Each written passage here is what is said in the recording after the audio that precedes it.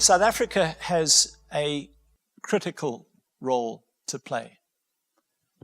The West has limited leverage in Zimbabwe, and as we know historically, going right the way back to the 1970s, South Africa really is the only nation on earth that has sufficient leverage to get Zimbabwean leaders to change course.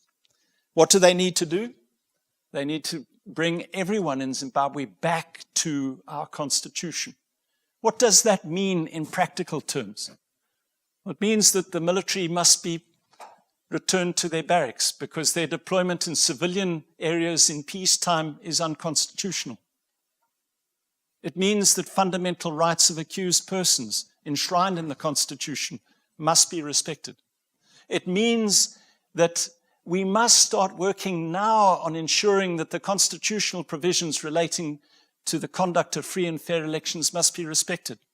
One of the huge problems that we face in the country, and it's a problem particularly faced by Nelson Chamisa, is that his main constituency are young people between the ages of 18 and 30.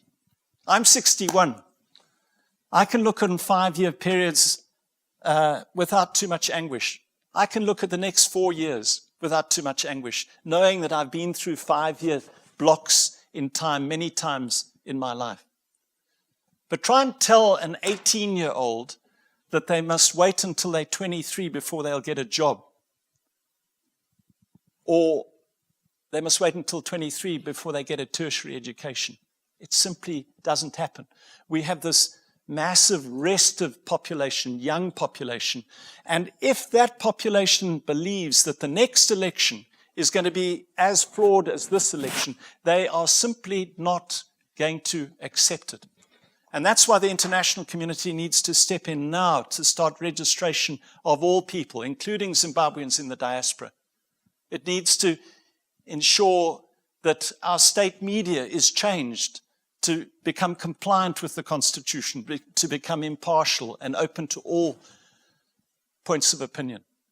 And of course, we need an independent electoral commission now in this country, so that particularly with regard to those young people, they can begin to form the notion that the next election may be different and that they can bide their time. If they do not get that hope, I think Zimbabwe will continue to spiral.